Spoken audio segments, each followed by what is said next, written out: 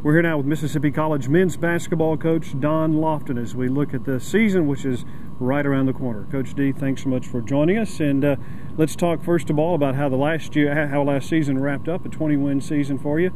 Another trip to the conference tournament. No, you didn't get to go as deep as you'd like to, but had to be pleased with the way the season wrapped up.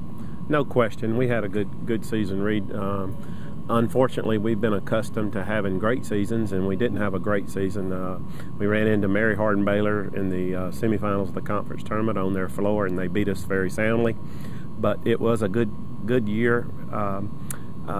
Unfortunately, we had a bunch of seniors on that basketball team, so kind of starting over this season. Well, tell us about some of the guys you do have coming back. You had a lot of seniors, but got some guys with some experience because you play a lot of players throughout the course of the season. We do. We play a lot of people, but Kelvin Lester, our starting point guard, is back from Memphis. And then we've got a couple of our post players back. Ken Black played some off our bench. Cameron Bounds is back as a sophomore. You know, he was freshman of the year in the American Southwest Conference last year. So certainly looking forward to having him around here for the next 3 years. And then Joey Tisdale is a guy that was on our travel squad that lettered last year that didn't really get a whole lot of opportunity to play, but he's done really well, providing a lot of senior leadership. And so those are pretty much the four guys. We've got 5 guys, I think. Kerry Jeter is also back from last year. That's a backup wing player. So out of our top 20 guys that we've got this year, 15 are newcomers. So you can see it's a difficult task for us as coaches to get this team ready to play this soon, but we're doing the best we can, and hopefully we'll be ready to play when we play Pensacola on the 20th. With all the new players, what is it like in terms of getting these guys in and getting them to know your system and finding out who's the best at running the system? Well, it's a chore, as I said, every day, but you know, the good thing is we as a staff really like this group of guys. We've got I think really have established a really neat chemistry amongst the players to have so many guys coming from so many different directions and from different programs. It is a challenge because we don't have a whole lot of carryover value from last year.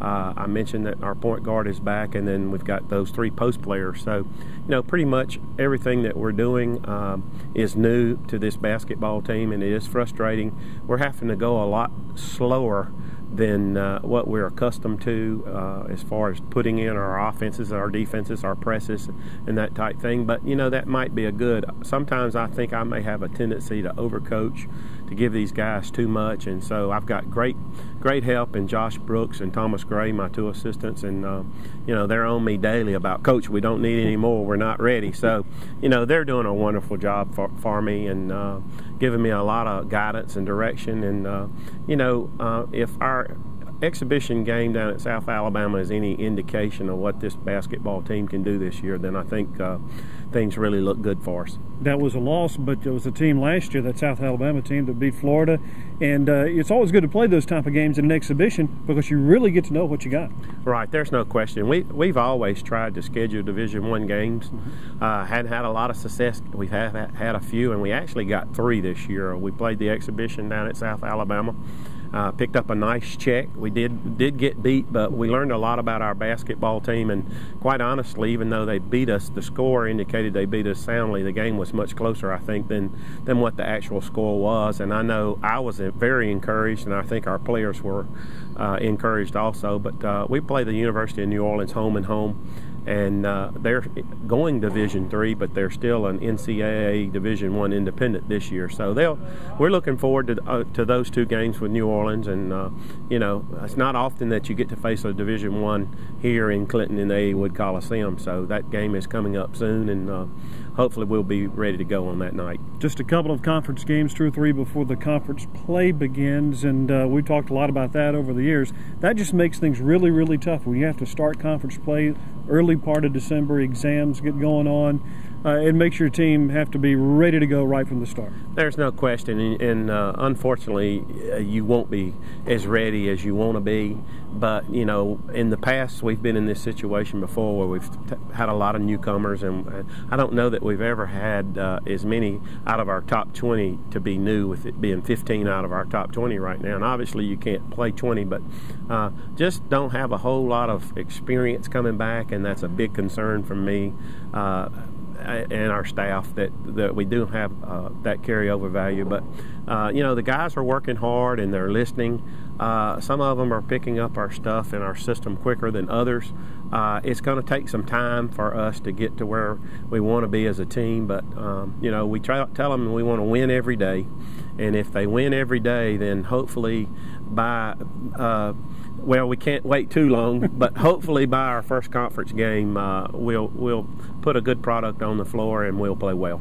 And they're going to get a chance to show what they can do in a game, because in your system, you're getting guys out there every 5 minutes, and they're going to get a chance to prove that they can play on the floor. We like to play that system. We've had a lot of success playing that system. You know, you have to get the players to buy into that system, and I'm not sure that we'll be able to continue to play that way this year. I really don't know about our depth yet. I think we'll start off trying to play that way, and hopefully we'll be able to play that way. I think we're going to be able to play that way, but I'm not certain of that yet. It changes daily as to who's in our rotation and who's doing what, but we've had some injuries, and that's kind of set us back also. Some of the kids that we were really counting on that I think are going to be vital members of our team have been hurt, and they hadn't been able to practice. And you know, it's been kind of frustrating from my standpoint because of that, because I know what they would mean to us, and we need them so badly, and they need the time. But you know, we have to coach the guys that are here daily and the guys that are healthy. If you're going to have injury problems, you'd rather have them at this part of the season before you get into that conference schedule. And so, you know, that may be a blessing. Hopefully it's not a indication as to what's coming over the course of the season. You know, we've been fortunate here at Mississippi College with a tremendous training staff to stay away from those whole lot of those severe type season-ending injuries like a lot of teams have. And you know, we try to do a great job of preparing our team for the season with weight training and our stretching and our conditioning. And you know, I'm not sure that that's what the key is. Maybe we've just been lucky. Maybe you know, we ask God to bless us, and He certainly does here at Mississippi College and Mississippi College basketball team. So, but I think if you add all those things up, that has a lot to do with us staying away from those type situations. And then, you know, the other good thing is we have a lot of players here normally, and if we do have an injury situation, then we usually have someone that can take up the slack. Top to bottom, the American Southwest Conference Eastern Division is pretty strong. Dallas has been really strong over the last couple of years. Tyler's gotten better and better with Coach Kenny Beazot over there now, and this is going to be a really tough road to hoe.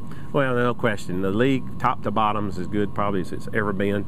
Dallas has had a last 2 or 3 years have been really good, winning the league, I think, 1 out of the last 3 years, and they've been in the NCAA tournament the last couple of years, and I think made the Final 8 and the Final 16 last year. And they've got, different from us, they've got quite a few guys coming back off their team, so they do have a lot of experience, and Coach Butterfield has done a tremendous job with that program. And then Mary Hardin Baylor, who won the league 2 out of the last 3 years, returns numerous starters, and so it's going to be a challenge for us. We know that, but you know, at the same time, we were picked second in the preseason poll, and certainly we don't want to finish second. Doesn't really matter where you're picked in the preseason poll. It's what matters is where you finish when the season is over. So I told our guys that. Fortunately, we're on the east side of the conference, and this year the men's champion on the east hosts the conference tournament. So that's goal number 1, is to win the Eastern Division of the ASC and host that conference tournament. Well, Coach, we wish you good luck this season. Thanks for your time today. Thank you, Reid.